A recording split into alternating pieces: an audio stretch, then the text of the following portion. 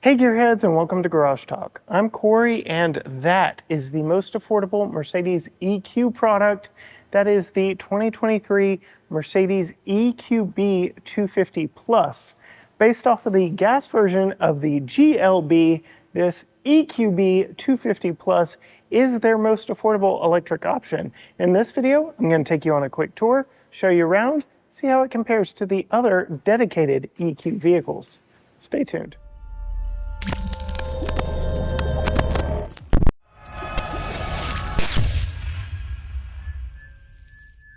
All right, Gearheads, before I get too far into this one, I do want to thank Mercedes for delivering this to us to test for a full week here for you on the channel.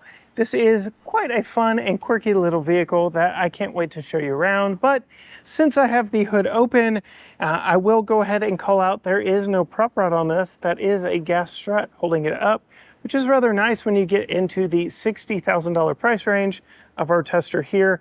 This model does start just north of $52,000 if that is what you're looking for.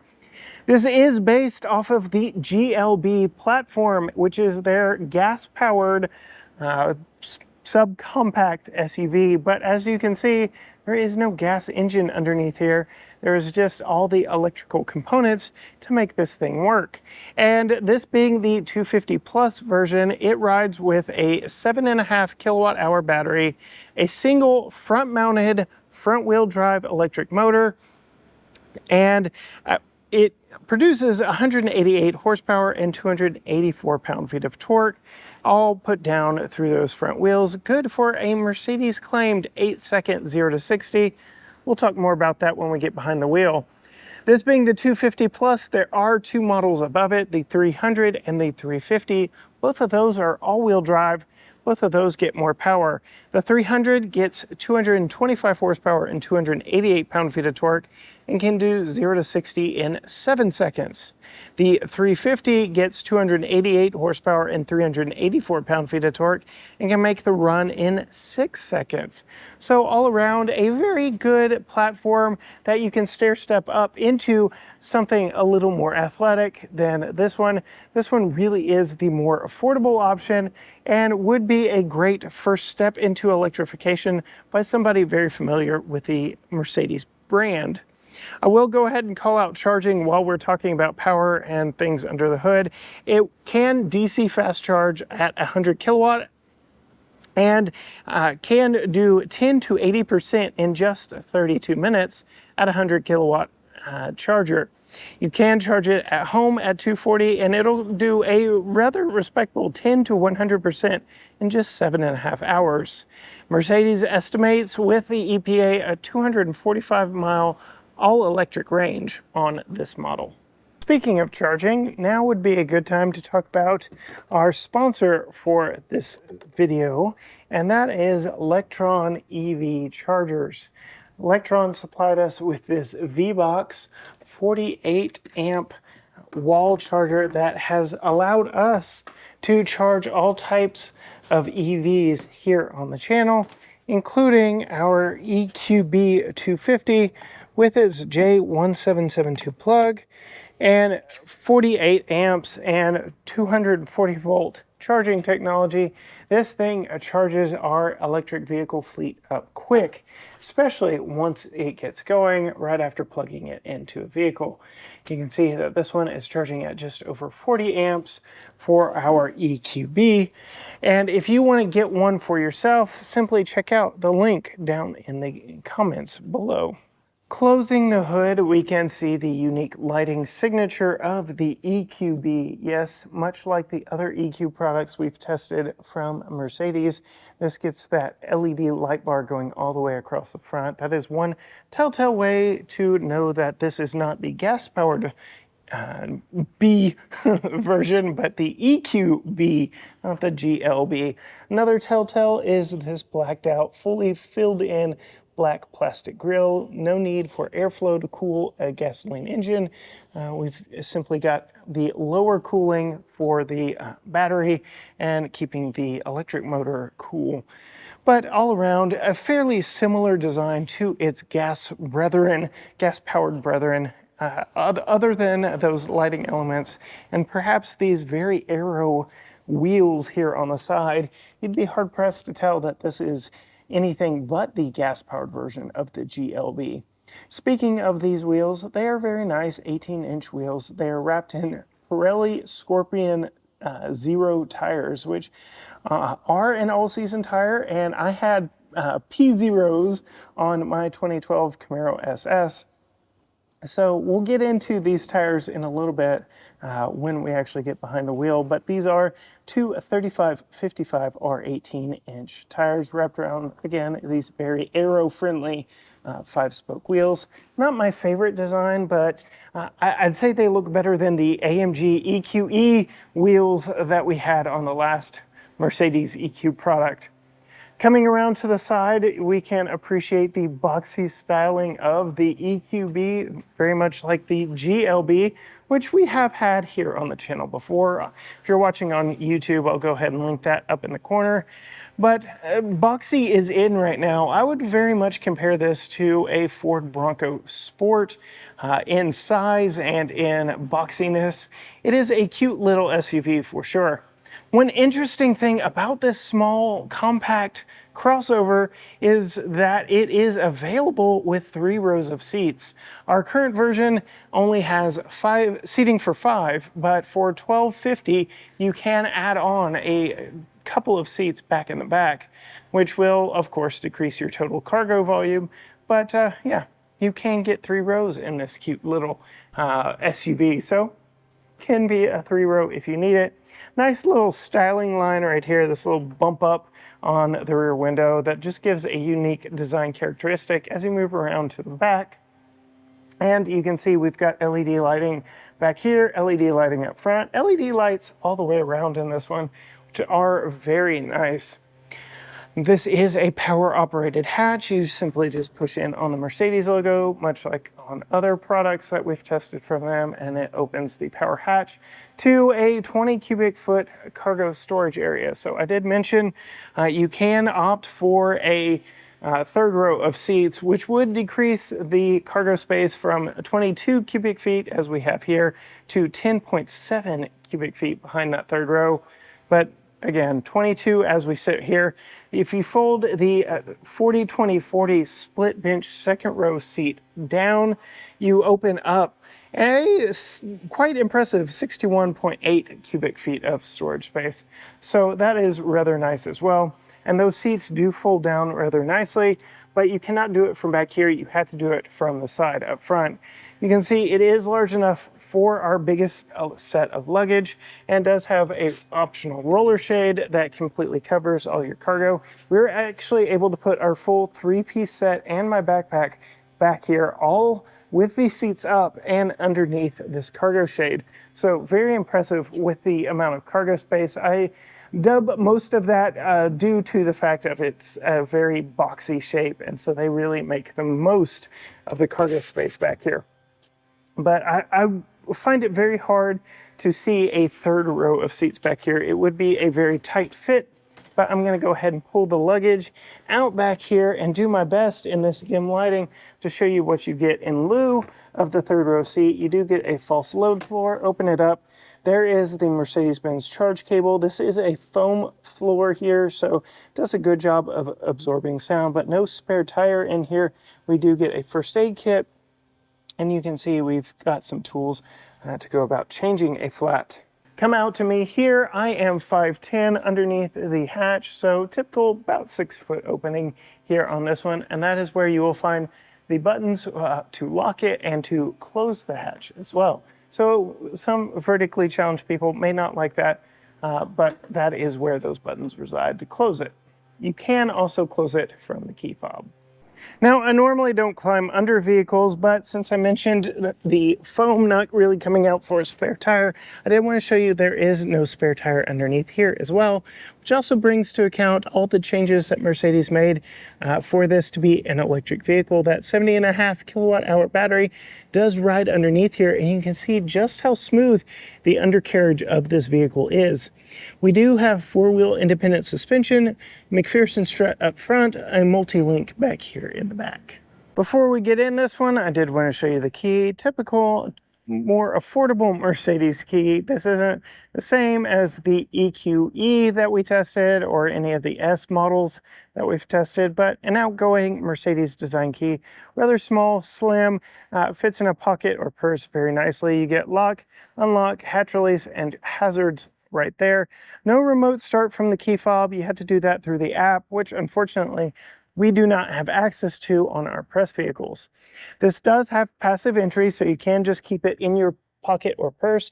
You can lock the vehicle from all 4 doors by pushing in that little square there, and it power folds the mirrors, and you can unlock simply by putting your hand on the back of any of the 4 doors. See the mirrors pull out, and you can open any of the 4 doors. I like that very nicely, especially for having a kid and trying to get him in first before we climb in. It is rather nice. Coming to the interior, we'll start on the door before we hop in completely. This is walnut wood here. So real wood trim in this, very nice touch. You can see we, like most Mercedes products, do get our seat controls here on the door. 3-person memory with the optional heat. No ventilated seat on this model. Power door locks are hidden right here in the door or door handle section. Power folding mirrors, your mirror controls, your window controls, everything very nice and tidy right here. And we get some bright work along the side. This is your hatch release here up front and a little bit of storage down here. We also get 4-position a lumbar on this one. So you can see here, there are your lumbar controls, and we do get an extendable thigh support or a crumb catcher, if you really want to call it, by what it is probably going to be used for in your usage with this vehicle. The seats are nice. They're fairly comfortable. We've put over 300 miles on this one. They aren't the most comfortable seats we've ever tested, but they definitely are not the worst. They are not leather. They are the synthetic MB-Tex that Mercedes uses on their more affordable products. But let's go ahead and get in. It is a warm summer day. Close the door, come around, put my foot on the brake, and push the button here. Let this thing fire up and show you exactly what this thing does. It beeps and chimes a lot at you, but once that is all done, reminding you to buckle your seatbelt, you can see it is a rather nice interior. Definitely not S-Class caliber, but also lets you know that it is a Mercedes product because it is very familiar design language across the board, from the dual 10.25-inch color screens to these turbine style air vents that are backlit with ambient lighting. Tons of ambient lighting in this one that is fully customizable and can change over time with their active ambient lighting package. I'll go ahead and throw some B-roll of that over there. My favorite color combination is called Red Moon, where it shifts between red and blue, so you get some purples and pinks in there as well. Very nice interior, especially at night. During the day, I will say a lot of these materials reflect a lot. Again, you can see we've put nearly 400 miles on this one. A lot of reflection happens over here, from the gloss black plastic that is on top of this to all the shiny bright work that they put in here. Wear your sunglasses. If you get a car like this, wear your sunglasses. You will need it. Just a note there. We'll start over here over my left knee and go through all the controls. You get your electronic parking brake, your lighting controls, brightness for the gauges, and your fog light button. All nice and tidy right here over your left knee. Coming up and looking at the gauge cluster, it is a fully customizable gauge cluster, familiar to other EQ products, but laid out just a little bit differently. I don't get my battery percentage, but I do get my range there. You can see I am at 84% with 205 miles of range to go, and we've been averaging 3.1 miles per kilowatt hour over our nearly 400 miles. Days like today, where I am sitting stationary with the AC running, definitely helps lower that number. 3.2 is really where we lived most of our time in this one. If you're at all curious, 3.2 times that 70.5 gives you the total estimated range. Again, you can customize the entire gauge screen from what is displayed in both of these little clusters. From these touchpads here on the steering wheel, there's a lot of information that can be displayed, and you can actually control all of that here from the left foam touchpad. Like I said, there is a lot of stuff that can be displayed here. I typically just leave it on my economy, and just so I know what I'm getting, but you can reset it. I'm going to go back here, and you can also do a full screen display, which utilizes your whatever theme you are on, which comes over here to this screen. So you can put the full map here in this. You can have all your driver assistance stuff in there. It is a rather nice overall display. And if you want to get out of that, you simply hit the home button and it goes back to your regular displays. But this is generally where I keep it. It feels very familiar to me. Coming over here to this 10.25-inch screen, a lot of stuff you can do here. You can see we're currently on our energy options.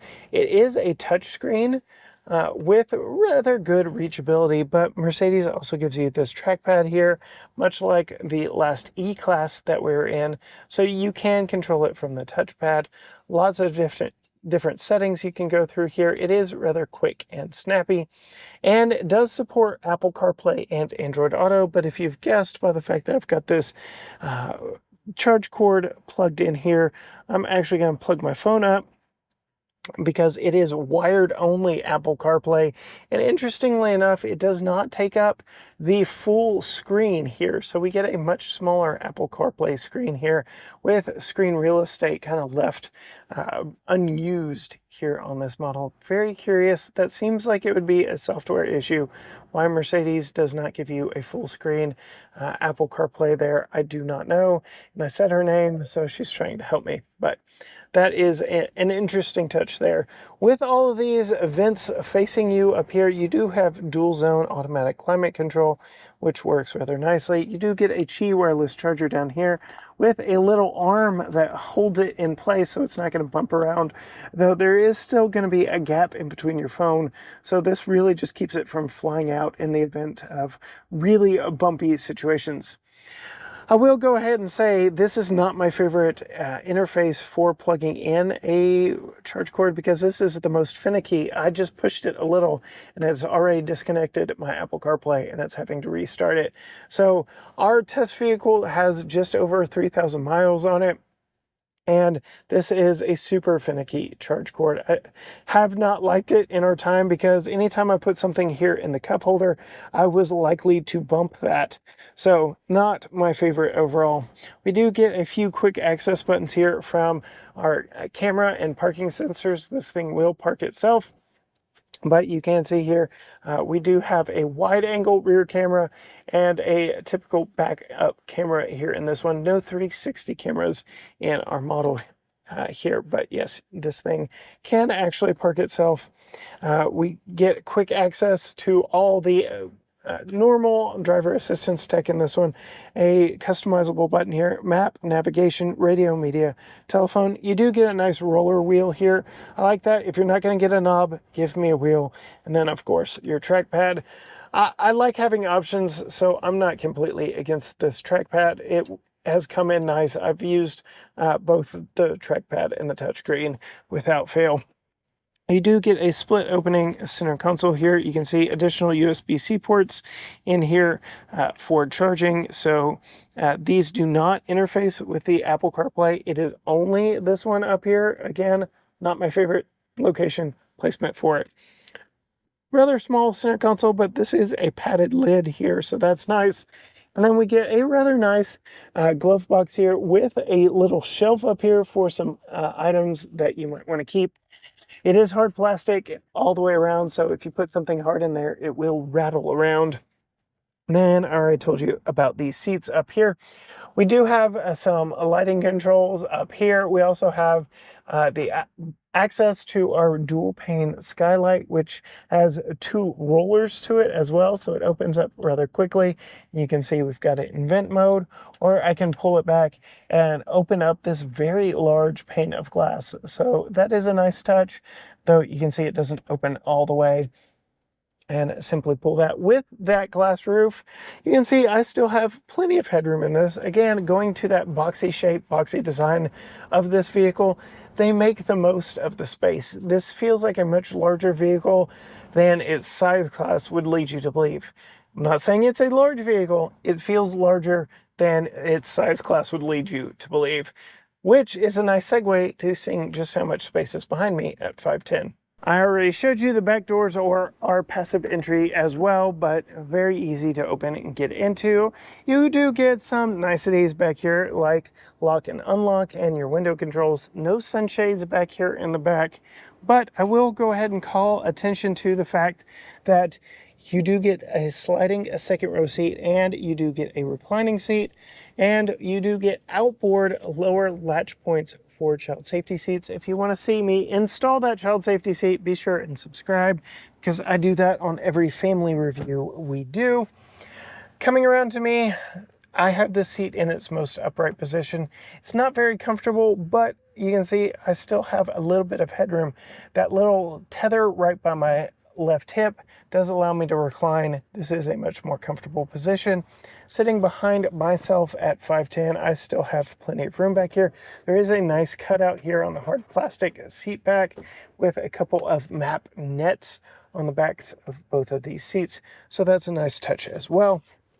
And while we're talking about this center seat, we do have a fold-down armrest with a couple of very interesting expandable cup holders that should be able to accommodate even the largest of American drink back here, but they're just kind of cumbersome and awkward to operate. And then this being a 40-20-40 split, you can actually fold down this center section. And of course, our child seat gets in the way a little bit. We do have top tethers all the way across, but if you had some longer items, maybe some skis that you wanted to get through here, or some lumber, you could absolutely do that with still having 2 outboard passengers, because this is a rather narrow seat. I don't know that you would want adults riding back here, or adults would want to ride back here, but it could be done. We do have a little bit of a center tunnel back here, so your feet would be raised up a little bit. But then you get this funny little face staring at you. Tell me you do not see a scared face looking right back at you. Eyes, gaping mouth. Once you see it, you can't unsee it, and it makes me laugh every time I get back here. But you do get a little bit of storage, a couple of vents that do mimic the ones up front. And pull this down, you get 2 more USB-Cs and a 115-volt 2-prong power outlet back here. So that's a nice touch as well. And then I'm going to go ahead and move over to the center seat, which isn't entirely fair because I am next to the car seat. But yeah, you really, I don't think, would want to ride back here. I did mention these are sliding seats, so you can pull them up quite a bit and get yourself really far behind the front seat. That comes in handy again for car seats if you have a kiddo riding back here and you want to be able to get to them a little bit easier. That's a nice touch. It also expands your cargo space back there in the back. But that's enough talking about the vehicle. It just turned off, but I'm going to hop back behind the steering wheel, turn it on, see how this thing drives and performs. Setting off in the EQB, might be a good time to mention we do have a few different drive modes here. 4, in fact. Individual, which allows you to customize it however you want. Eco, which kind of cuts back on the fun and power availability. Sport, which makes it a little more fun. And Comfort, which is what we've defaulted to in our time with it. But I did mention this has under 200 horsepower and 284 pound-feet of torque. I'm going to go ahead and come to a stop here, put it into sport mode, and do a little bit of brake torque. And those poor Pirelli tires are doing their best to hold on for power. So again, I mentioned when we started this one, I had Pirelli P0 tires on my Camaro SS, and so I expected a little something a little grippier out of these tires, but the instantaneous torque of an electric powertrain means those front two tires are doing a lot of work. Not only are they steering the vehicle, but when you stab the accelerator, they are doing their most to hold on, which, going to the James May principle of vehicles are really fun at their limit, that really helps kind of put a smile on your face when you're out in this one, because you hear that wheel slippage, you can kind of feel it underneath you. And I don't know, it just puts a dumb caveman smile on my face every single time that I do it. It's just a fun and engaging way to interact with this vehicle.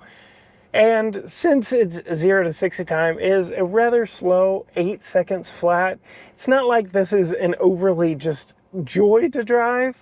So anytime you can find something to put a smile on your face, I say you should absolutely do it. And that's what we get here. I will note that does it. It's trying, even on the textured pavement, to hold on. But yes, even in comfort mode, it'll spin those tires, and they are scrapping for every little bit of traction that they can get. I am on highly textured pavement here. Road noise is a little bit more than I've gotten in some other Mercedes EQ products, but otherwise, this is a very quiet vehicle. When you start it up, other than all the chiming that you get in front of you, there really isn't anything going on with this. There's no engine to fire up. It is a fairly quiet vehicle that rides fairly smoothly. Being that it is a big box, I kept saying that it feels like a bigger vehicle than it actually is. It rides like a bigger vehicle than it actually is. With that 70.5 kilowatt hour battery underneath me, makes the vehicle a little bit heavier than something of this size typically would be. And that gives it a little more planted ride. I did mention we have a 4-wheel independent suspension on this one. MacPherson strut up front, Multilink in the back. It does a good job of adjusting to the situation. I will note they are not adjustable dampers, so your different drive modes only adjust the steering response and your steering, engine, and safety features. There we go. That's all of them right there. So no adjustable dampers in this one. That being said, again, it's fairly fun to drive. Again, fairly snappy off the line, but a 8-second 0 to 60 time is not really anything to write home about, but you know that the power's there when you put your foot down. It really scoots you off the line, and then it's just a nice linear flow of power, and it is very predictable. It makes for a very nice commuter vehicle. I've mentioned we put nearly 400 miles on this one. It did great on the highway.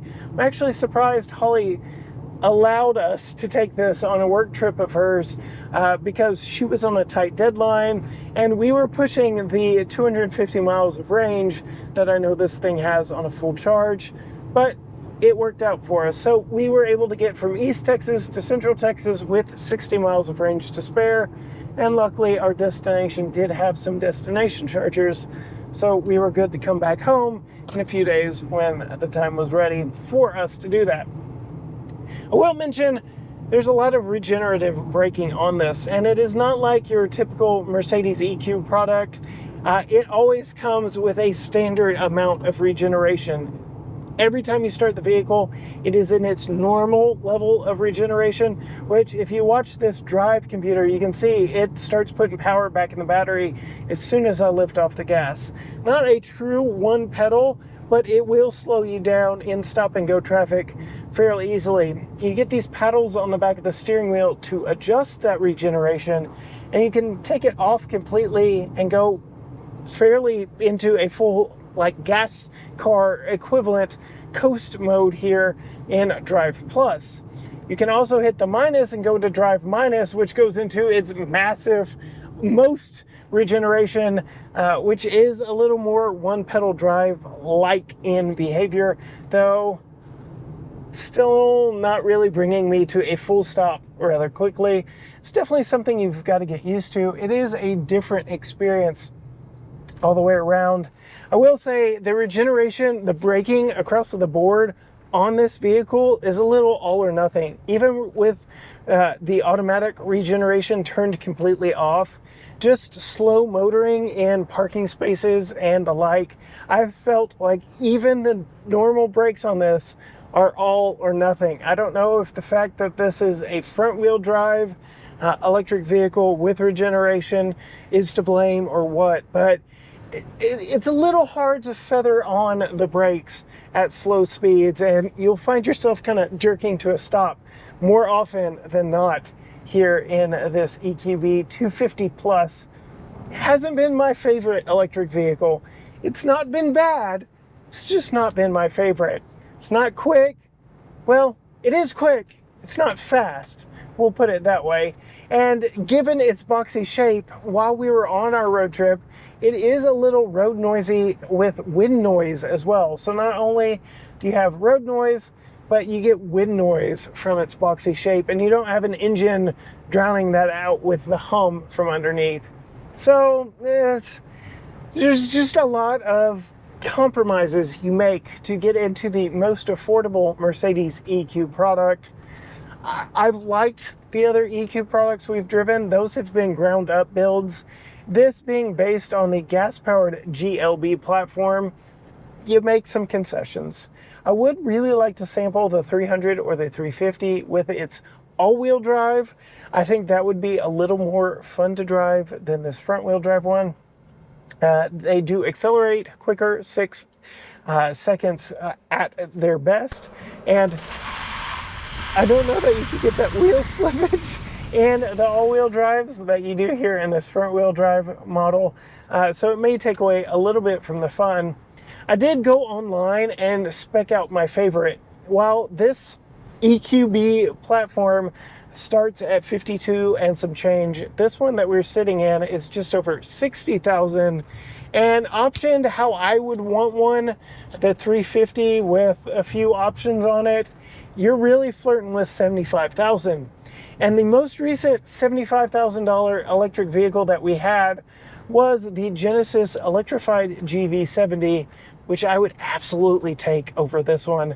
No shade to Mercedes, that G70 Electrified is a far superior vehicle. The interior design is so much better than this one. Doesn't try and blind you in situations like this right here. It just feels more upscale and classy, where this definitely feels like it's an entry-level product. And that's not really a great thing when you're talking about a brand with the prestige of Mercedes.